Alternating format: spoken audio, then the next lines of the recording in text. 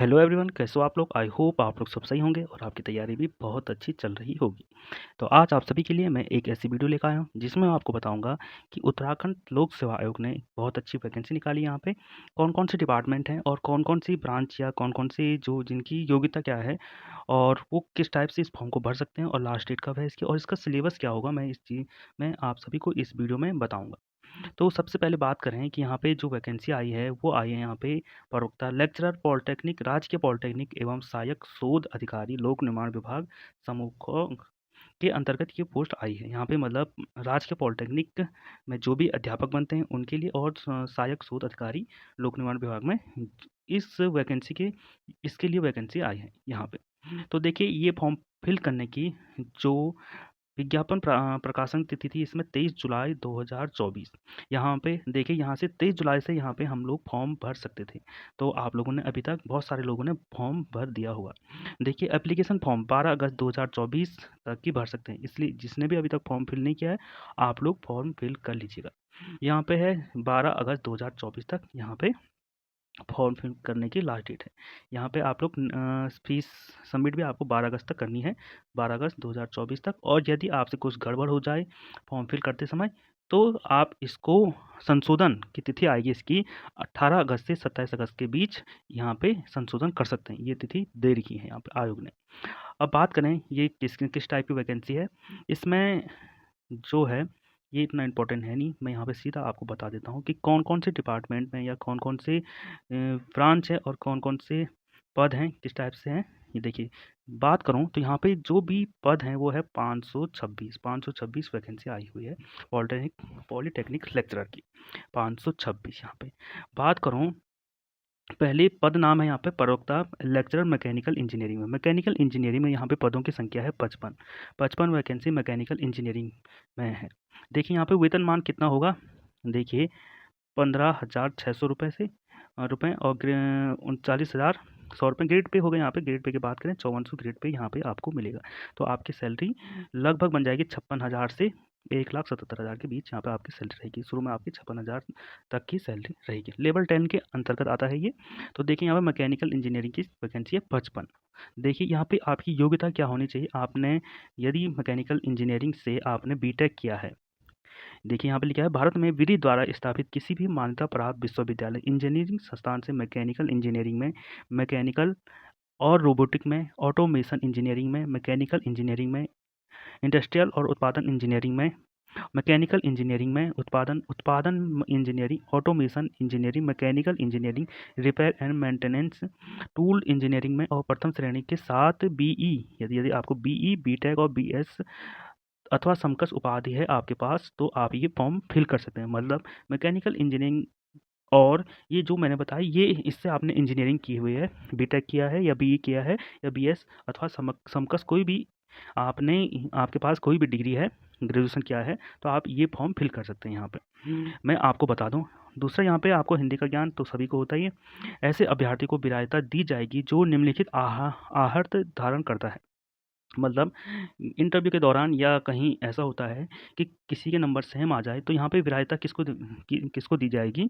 तो यदि उसके पास स्नातकोत्तर की उपाधि हो, मतलब उसका मास्टर डिग्री हो उसके पास, मतलब उसका बीटेक है तो उसके पास एमटेक की डिग्री हो, पीजी हो, पोस्ट ग्रेजुएशन हो, तो उसको वरीयता दी जाएगी। दूसरा क्या होगा, यहाँ पे GATE graduate aptitude test in engineering परीक्षा उत्तीर्ण की हुई है, यदि उसने गेट की परीक्षा क्वालिफाई की है तो उसको भी वरीयता दी जाएगी यहाँ पे।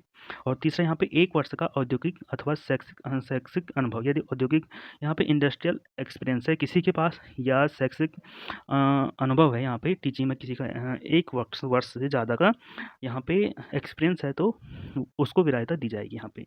और जो यहाँ पे जो एक्सपीरियंस की बात की जा रही है वो कह रहे हैं यहाँ पे कमेंट लिखा है उन्होंने, टिप्पणी, केवल सरकारी सहायता प्राप्त शैक्षणिक संस्थानों, सार्वजनिक उपक्रमों तथा या लिमिटेड संगठनों का अनुभव ही स्वीकार किया जाएगा और उसकी गणना तभी से की जाएगी जब अभ्यर्थी ने विहित शैक्षणिक आहार प्राप्त कर लिया। देखिए यहाँ पे इसने साफ कर दिया है कि सरकारी और जो भी है निजी लिमिटेड संगठनों का ही यहाँ पे एक्सपीरियंस आपका काउंट होगा।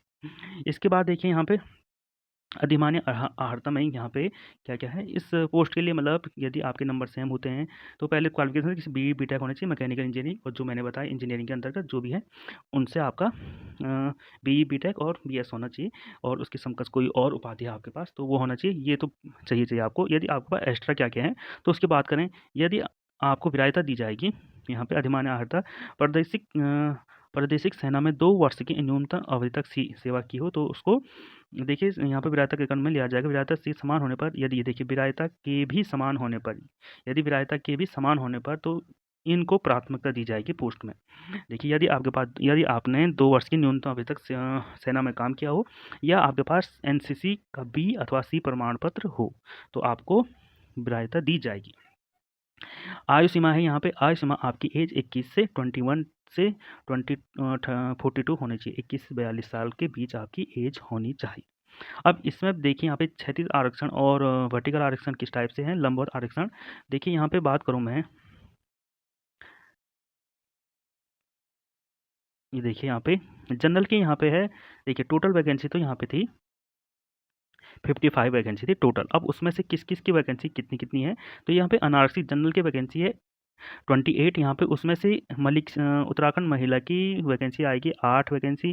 स्वतंत्रता संग्राम सेनानी की क्या आरक्षित की 0 है यहाँ पे। भूतपूर्व सैनिक की 1 है। दिव्यांगजन यहाँ पे PH की 1 वैकेंसी है। उत्तराखंड के अनाथ बच्चे की 1 वैकेंसी है। कुशल खिलाड़ी है तो उसकी 1 वैकेंसी है यहाँ पे। उसके बाद मैं बात करूँ यहाँ पे वर्टिकल जो रिजर्वेशन है अनुसूचित जाति में, यहाँ पे अनुसूचित जाति की है 12 वैकेंसी। उसमें से अनुसूचित जाति महिला की 5 वैकेंसी और औरों की कोई भी वैकेंसी है नहीं यहाँ पे। अनुसूचित जनजाति की बात करूँ तो 2 वैकेंसी है, औरों की कोई वैकेंसी है नहीं। अन्य पिछड़ा वर्ग में 7 वैकेंसी OBC में और महिला की 2 वैकेंसी, औरों में कोई वैकेंसी इसमें है नहीं। PH की 1 वैकेंसी है इसमें। और अन्य पिछड़ा वर्गों की EWS की 6 वैकेंसी है और 2 इसमें EWS वो महिला है वो मैंने यहाँ पे तो उनकी वैकेंसी है और उनकी 0 वैकेंसी है। तो यहाँ पे योग हो गया यहाँ पे 55 वैकेंसी टोटल है यहाँ पे सभी को मिला के। उसमें से बात देखिए उसमें से 55 के अंदर यहाँ पे 16 महिलाएं हैं इस टाइप से काम कर रहे हैं। उसके बाद बात करूँ मैं यहाँ पे दूसरी जो प्रवक्ता की वैकेंसी है यहाँ पे लेक्चरर जो है इलेक्ट्रिकल इंजीनियरिंग में है। यहाँ पे 57 वैकेंसी है। जो ग्रेड पे वगैरह सभी का सेम ही है। समूहों के अंतर्गत ये वैकेंसी आती है। और आपकी जो योग्यता है यहाँ पे आपकी क्या क्वालिफिकेशन होनी चाहिए यहाँ पे बता रहा है ये आपने भारत के विधि द्वारा स्थापित किसी भी मान्यता प्राप्त विश्वविद्यालय इंजीनियरिंग संस्थानों से इलेक्ट्रिकल इंजीनियरिंग में या इलेक्ट्रिकल एंड इलेक्ट्रॉनिक्स इंजीनियरिंग में या इलेक्ट्रिकल एंड पावर इंजीनियरिंग में या इलेक्ट्रिकल इंजीनियरिंग इंडस्ट्रियल कंट्रोल में या electrical electronics and power engineering में प्रथम श्रेणी में BE बीटेक या BS या इसके समकक्ष कोई भी अध्ययन क्या हो, आपके पास ग्रेजुएशन हो या आपके पास डिग्री हो तो आप लोग ये फॉर्म फिल कर सकते हैं। और हिंदी का ज्ञान तो सभी को होता ही है। देखिए यहाँ पे यदि वरीयता किसको दी जाएगी यदि आपके पास इसका पोस्ट ग्रेजुएशन किया हो आपने या आपने गेट क्वालिफाई किया हो या आपके पास एक वर्ष का अनुभव हो। इंडस्ट्रियल और शैक्षिक अनुभव दोनों मांग रहा है। और यहाँ पे पहले की तरह जो एक्सपीरियंस था वो सरकारी सहायता प्राप्त शैक्षणिक संस्थानों सार्वजनिक उपक्रमों लिमिटेड कंपनियों का ही स्वीकार किया जाएगा।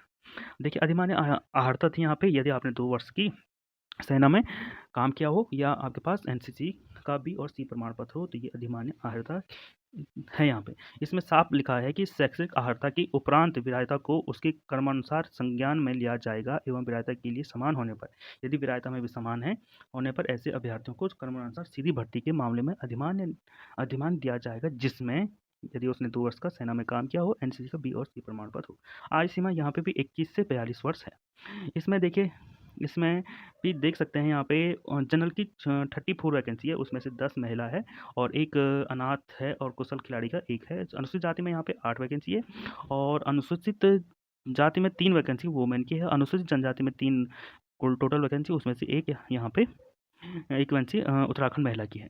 तो टोटल वैकेंसी यहाँ पे अन्य पिछड़ा वर्ग में 6 वैकेंसी 2 यहाँ पे उत्तराखंड महिला की है इसके अंतर्गत और EWS की 6 वैकेंसी उसमें से EWS महिला की 1 वैकेंसी है यहाँ पे। तो 47 वैकेंसी यहाँ पे टोटल हो जाएगी।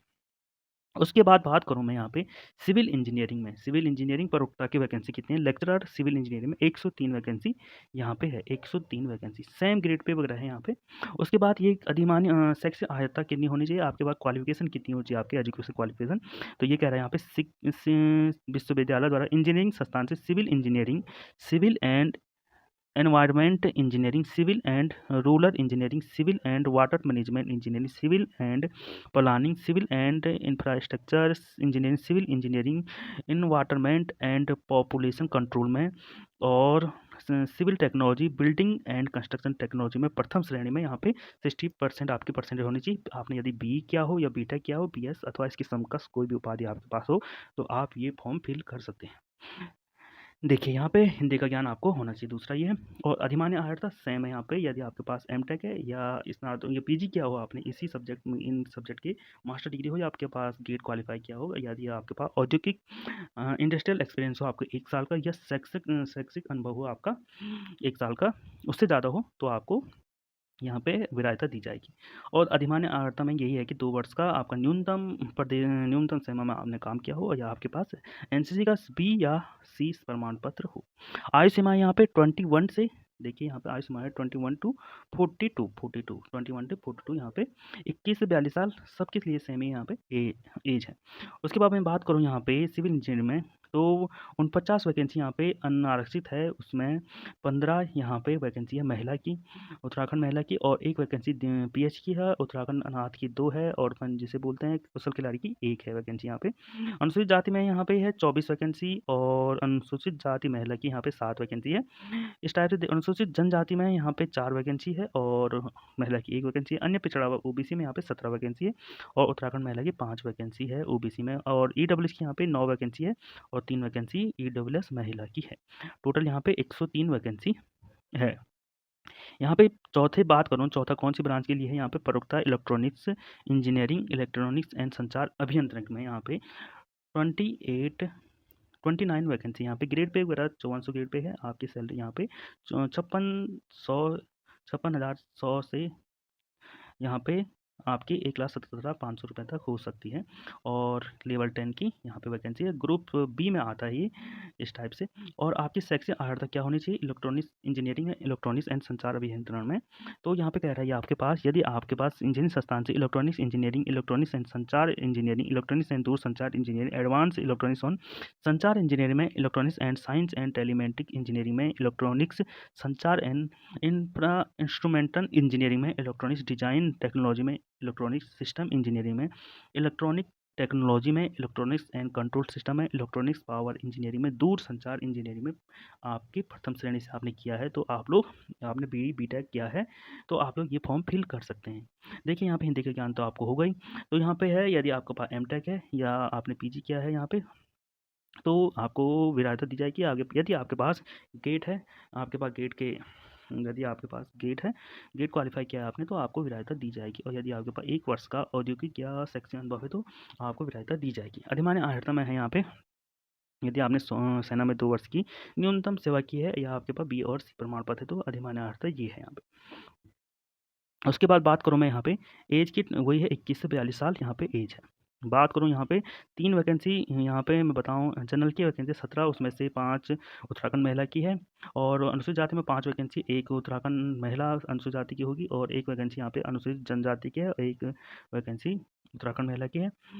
और मैं यहाँ पे बात करूँ अन्य पिछड़ा वर्ग में 3 वैकेंसी है, और 1 वैकेंसी ओबीसी गर्ल्स की है, और ईडब्ल्यूएस यहाँ पे 3 वैकेंसी, ईडब्ल्यूएस गर्ल्स की यहाँ पे 1 वैकेंसी है, टोटल 29 वैकेंसी है यहाँ पे। यहाँ पे पाँचवां बात करूँ इंस्ट्रूमेंटेशन एंड कंट्रोल इंजीनियरिंग में 3 vacancy, instrumentation and control engineering में यहाँ पे 3 वैकेंसी है। उसमें मैं बात करूँ यहाँ पे वेतनमान सबका सेम ही है, 5400 ग्रेड पे है, और ग्रुप बी में ये वैकेंसी आती है। अब इसकी देखिए, जो ये है प्रवक्ता इंस्ट्रूमेंटेशन एंड कंट्रोल इंजीनियरिंग में, इसमें क्या होना चाहिए, यदि आपने इंजीनियरिंग संस्था में इंस्ट्रूमेंटेशन एंड कंट्रोल इंजीनियरिंग में, इंस्ट्रूमेंटेशन एंड इलेक्ट्रॉनिक्स इंजीनियरिंग में, इंस्ट्रूमेंटेशन इंजीनियरिंग में, इंस्ट्रूमेंटेशन टेक्नोलॉजी में, electrical instrumentation and control engineering में, इंस्ट्रूमेंटेशन और ऑटोमेशन इंजीनियरिंग में, इलेक्ट्रिकल एंड इंस्ट्रूमेंटेशन इंजीनियरिंग में, power electronics and instrumentation engineering में, इलेक्ट्रॉनिक्स एंड कंट्रोल्स इंजीनियरिंग में प्रथम श्रेणी से यदि आपके 60% से ज़्यादा नंबर है बीटेक में, तो आप ये फॉर्म फिल कर सकते हैं, यदि आपके पास हिंदी का ज्ञान भी है तो। संबंधित विषय में स्नातकोत्तर की उपाधि आपको होनी चाहिए, गेट आपका क्वालिफाई होना चाहिए। 1 वर्ष का औद्योगिक अनुभव आपके पास हो तो आपको विधायिता दी जाएगी। अधिमान्य अर्हता में केवल ये है, 2 वर्ष का सेना में आपने जॉब की है या राष्ट्रीय कैडेट कोर का एनसीसी का आपके पास बी और सी प्रमाण पत्र है, तो आपको ये फॉर्म आप फिल कर सकते हैं इस ब्रांच के लिए। उसके बाद आय है यहाँ पे 21 से 42 ईयर यहाँ पे आपकी आय है, तो आप लोग फॉर्म फिल कर सकते हैं। यहाँ पे इसमें बात करूँ मैं एक वैकेंसी की, 2 वैकेंसी जनरल की है, गर्ल्स की यहाँ पे है नहीं। अनुसूचित जाति में 1 वैकेंसी है, अनुसूचित जनजाति में कोई वैकेंसी है, अन्य पिछड़ा ओबीसी में भी कोई वैकेंसी नहीं है और ईडब्ल्यूएस में भी कोई वैकेंसी नहीं है। टोटल यहाँ पे 3 वैकेंसी है। अब बात करूँ मैं यहाँ पे कंप्यूटर साइंस एंड इंजीनियरिंग और पीजीडीसीए में, यदि आपका यहाँ पे B BTech computer science engineering P और पीजीडीसीए से है तो टोटल वैकेंसी यहाँ पे 30 है। यानी यहाँ पे बात करूँ मैं, यदि आपने मान्यताप्राप्त विश्वविद्यालय से इंजीनियरिंग में कंप्यूटर साइंस एंड इंजीनियरिंग में, कंप्यूटर इंजीनियरिंग में, कंप्यूटर साइंस एंड टेक्नोलॉजी में, computer science and system engineering में, कंप्यूटर टेक्नोलॉजी में, कंप्यूटर इंजीनियरिंग में एंड एप्लीकेशन में, कंप्यूटर साइंस में प्रथम श्रेणी के साथ यदि आपने बीई बीटेक और बीएस अथवा इसके समकक्ष कोई भी उपाधि प्राप्त की है तो आप लोग ये फॉर्म फिल कर सकते हैं। अधिमान्य वरीयता किसको दी जाएगी? यदि आपको स्नातकोत्तर उपाधि हो या गेट क्वालिफाई हो या 1 वर्ष का अधिक अनुभव हो तो आपको वरीयता दी जाएगी। अधिमान्य अर्हता क्या है? यदि 2 वर्ष का आपका सेना का अनुभव हो तो आपको अधिमान्य अर्हता में अंतर्गत आएंगे। और यदि आपके पास एनसीसी का बी और सी प्रमाण पत्र है तो आपको अधिमान्य अर्हता के अंतर्गत आपको सीट दी जा सकती है। और बताऊं, यहाँ पे एज है 21 से 42। इसके बाद टोटल वैकेंसी यहाँ पे जनरल की 16 है, उसमें से उत्तराखंड महिला की 5, अनुसूचित जाति की 5 और 3 और अनुसूचित जाति महिला की 1 वैकेंसी, अनुसूचित जनजाति की 1 वैकेंसी महिला की नहीं है यहाँ पे। ओबीसी की यहाँ पे 7 वैकेंसी, ओबीसी महिला की 2 वैकेंसी, आर्थिक रूप से कमजोर वर्ग के जो भी छात्र हैं उनकी 3 वैकेंसी और ईडब्ल्यूएस महिला की 1 वैकेंसी। यहाँ पे टोटल 30 वैकेंसी है यहाँ पे। उसके बाद बात करूँ यहाँ पे मैकेनिकल इंजीनियरिंग में, प्रवक्ता मैकेनिकल ऑटोमोबाइल इंजीनियरिंग अलग से दे दिया यहाँ पे। ऑटोमोबाइल इंजीनियरिंग में जो है प्रवक्ता लेक्चरर की उनकी वैकेंसी है, 9 वैकेंसी यहाँ पर टोटल है। यदि आपने mechanical engineering automobiles engineering mechanic multinational engineering automotive technology में प्रथम श्रेणी के साथ यदि आपके पास बी बीटेक की बीएस अथवा समकक्ष उपाधि है तो आप लोग ये फॉर्म फिल कर सकते हैं। देखिए, ऑटोमोबाइल इंजीनियरिंग में लगभग उसने सभी चीज़ें दे दी यहाँ पे, जिसका किसी भी ब्रांच से तो वो आप फॉर्म फिल कर सकते हैं। यदि आपको एमटेक है तो आपको वरीयता दी जाएगी, आपकी गेट क्वालिफाई तो आपको वरीयता दी जाएगी और 1 वर्ष का औद्योगिक अनुभव है तो आपको वरीयता दी जाएगी। अधिमान्य अर्हता में ये है कि वरीयता को उनके क्रमानुसार संज्ञान में लिया जाएगा एवं वरीयता के ही समान होने पर ऐसी अभ्यर्थियों को उस क्रमानुसार सीधी भर्ती में मामले में अधिमान्य दिया जाएगा, जिनसे यदि उनने 2 वर्ष का प्रादेशिक सेना में अनुभव है या आपके पास एनसीसी बी और तथा सी प्रमाण पत्र प्राप्त किया है। और एज है यहाँ पे 21 टू 42 यहाँ पे एज है। उसके बाद बात करूँ, यहाँ पे 4 वैकेंसी है। इसमें जो मैंने बताया ऑटोमोबाइल इंजीनियरिंग में 4 वैकेंसी। उसके बाद मैं बात करूँ यहाँ पे टोटल 9 वैकेंसी है यहाँ पे। उसके बाद केमिकल इंजीनियरिंग में 5 वैकेंसी है यहाँ पे। केमिकल इंजीनियरिंग में 5 वैकेंसी है। केमिकल इंजीनियरिंग में केमिकल एंड केमिकल टेक्नोलॉजी में प्रथम से सबका क्वालिफिकेशन सेम है। यहाँ पे मैं अब सिर्फ आपको कौन सी ब्रांच है वो बताऊँगा और कितनी वैकेंसी ये बता के चलता हूँ। यहाँ पे केमिकल इंजीनियरिंग 5 वैकेंसी है। उसके बाद बात करूँ मैं यहाँ पे एग्रीकल्चर इंजीनियरिंग में 3 वैकेंसी है टोटल। उसके बाद जनरल की यहाँ पे 2 वैकेंसी, अनुसूचित जाति की 1 वैकेंसी है। उसके बाद बात करूँ यहाँ पे प्रवक्ता फार्मेसी में यहाँ पे 47 वैकेंसी, 47 वैकेंसी है यहाँ पे। और यहाँ पे इसकी क्या है, इसकी मान्यता प्राप्त विश्व फार्मेसी संस्थान प्रथम श्रेणी में बी फार्मा किया होना चाहिए आपने। और यहाँ पे जैसे जी पैट होता है इनका कोई एग्जाम, उसमें आपकी परीक्षा क्वालिफाई की है तो आपको वरीयता दी जाएगी। और वही 1 वर्ष का औद्योगिक अथवा शैक्षिक अनुभव है तो आपको वरीयता दी जाएगी। और 21 से 42 वर्ष यहाँ पे एज है। उसके बाद भौतिकी में करता है यहाँ पे फिजिक्स में जो लेक्चरर हैं उनकी है 41। यहाँ पे 41 वैकेंसी है। और वहीं आपने प्रथम श्रेणी के साथ यहाँ पे आपके पास डिग्री होनी चाहिए। आपका देखिए यहाँ पे भौतिक विषय में प्रथम श्रेणी के साथ निस्नात डिग्री अथवा समकक्ष उपाधि होनी चाहिए आपके वहाँ। और हिंदी एवं अंग्रेजी का ज्ञान आपको होना चाहिए।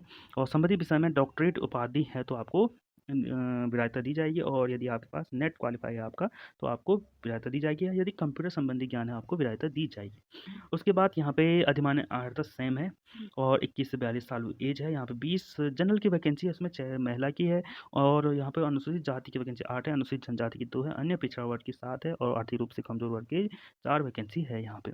उसके बाद है लेक्चरर केमिस्ट्री के लिए, रसायन के लिए यहाँ पे 45 वैकेंसी है, ग्रेड पे वगैरह सेम है। यहाँ पे रासायनिक विज्ञान विषय में आपको प्रथम श्रेणी के साथ निस्नात डिग्री अथवा समकक्ष उपाधि आपके पास होनी चाहिए, हिंदी एवं अंग्रेजी का आपको ज्ञान होना चाहिए। तो सेम है यहाँ पे। विरायता किसको दी जाएगी? यहाँ पे 21 वैकेंसी जनरल की है, जनरल महिला की 6 वैकेंसी है, अनुसूचित जाति की 11 और अनुसूचित जाति महिला की 3 है, अनुसूचित जनजाति की 2 और अन्य ओबीसी की 7 वैकेंसी है। इस टाइप से ये वैकेंसी यहाँ पे परोक्ता गणित में यहाँ पे 43 वैकेंसी है, 43 वैकेंसी है, और सभी की जो क्वालिफिकेशन वो सही है। यहाँ पे गणित विषय में आपके प्रथम डिग्री के साथ 60 डिग्री अथवा समकक्ष उपाधि होनी चाहिए, हिंदी और अंग्रेजी का आपको ज्ञान हो चाहिए, सबकी विरायता सेम ही है। उसके बाद यहाँ पे जो वैकेंसी की बात करूँ 22 वैकेंसी यहाँ पे जनरल की है। उसके बाद अंग्रेजी में है, यहाँ पे अंग्रेजी की जो प्रवक्ता है उनके 48 वैकेंसी है, और प्रथम डिग्री के साथ 60% नंबर आपके होने चाहिए डिग्री में। उसके बाद 22 वैकेंसी यहाँ पे जनरल बॉयज़ की है, 48 टोटल वैकेंसी है। उसके बाद प्रवक्ता है modern office management and secretary में प्रैक्टिक्स की यहाँ पे 7 वैकेंसी है। उसमें से यहाँ पे राजपत्रित अस्थायी अंशदायी पेंशन युक्त समूह ख, यहाँ पे भारत में विधि द्वारा स्थापित किसी भी मान्यता प्राप्त विश्वविद्यालय में प्रथम श्रेणी के साथ बीकॉम बी इस टाइप का बीए गणित बीएससी होना चाहिए, या दूसरी आपके पास होनी चाहिए किसी मान्यता प्राप्त संस्थान से आपके स्टेनोग्राफी एवं सेक्रेटरियल प्रैक्टिस MOM एवं BSP में न्यूनतम 2 वर्ष की उपाधि का प्रथम श्रेणी के साथ डिप्लोमा होना चाहिए, या तीसरा आपके पास होना चाहिए स्टेनोग्राफी एवं secretarial practice MOS and SP के क्षेत्र में आपको 3 वर्ष का व्यावसायिक एवं शैक्षणिक अनुभव होना चाहिए। चौथी इंग्लिश, हिंदी और अंग्रेजी का ज्ञान आपको होना चाहिए। विरायता वही है, यहाँ पे मान्यता विश्वविद्यालय MSc किया हुआ आपने, या MA किया हो गणित में, या MCOM या MBA किया हो, तो आपको कंप्यूटर संबंधी ज्ञान है तो आपको विरायता दी जाएगी, और अधिमान्य अर्हता सेम है सभी के लिए। 3 वैकेंसी यहाँ पे है जनरल की, और टोटल वैकेंसी यहाँ पे 7 है। अब देखिए लोक निर्माण विभाग है में सहायक शोध अधिकारी की 1 वैकेंसी है, और इसके लिए जो यहाँ पे वेतनमान है वो भी सेम है, और 5400 ग्रेड पे है। यहाँ पे लेवल 10 की वैकेंसी है। यहाँ पे पद का स्वरूप है, यहाँ पे राजपत्रित स्थायी अंशदायी पेंशन युक्त समूह ख के अंतर्गत आती है। उत्तराखंड में शैक्षिक अर्हता है इसकी, उत्तराखंड में विधि द्वारा स्थापित किसी विश्वविद्यालय में रसायन विज्ञान की मास्टर उपाधि प्राप्त कर ली हो, या सरकार द्वारा उसकी समकक्ष मान्यता प्राप्त कोई उपाधि प्राप्त कर ली हो। देखिए यहाँ पर रसायन विज्ञान में मास्टर, देखिए MSc इन रसायन केमिस्ट्री होना चाहिए, MSc आपने केमिस्ट्री से किया होना चाहिए, आप ये फॉर्म फिल कर सकते हैं यहाँ पे, ये वाले 21 से 42 साल यहाँ पे एज है, और अधिमान्य अर्हता सभी के लिए सेम है, और 1 वैकेंसी है ये टोटल सिर्फ जनरल के लिए। तो यहाँ पे ये तो कंप्लीट होता है। आय में यहाँ पे छूट है कुछ, ये सब लोग आप लोग देख सकते हैं। 150 रुपये यहाँ पे आपकी फीस है, यदि जनरल से हो, OBC से 150 रुपये, और अनुसूचित जाति के लिए 60 रुपये, अनुसूचित जाति उत्तराखंड से 60 रुपये, तो 82 रुपये यहाँ पर टोटल आ रहा है। यहाँ पे 172 रुपये, 172 रुपये, तो यहाँ पे EWS के 172 रुपये हैं यहाँ पे, और दिव्यांगजन के लिए 22 रुपये यहाँ पे फॉर्म शुल्क है। यहाँ पे आप लोग परीक्षा शुल्क कितना दे सकते हैं, फॉर्म भरने की फीस। उसके बाद है यहाँ पे देखिए, उसके बाद सिलेबस है, सिलेबस के लिए मैं अलग से यहाँ पे वीडियो बना दूंगा।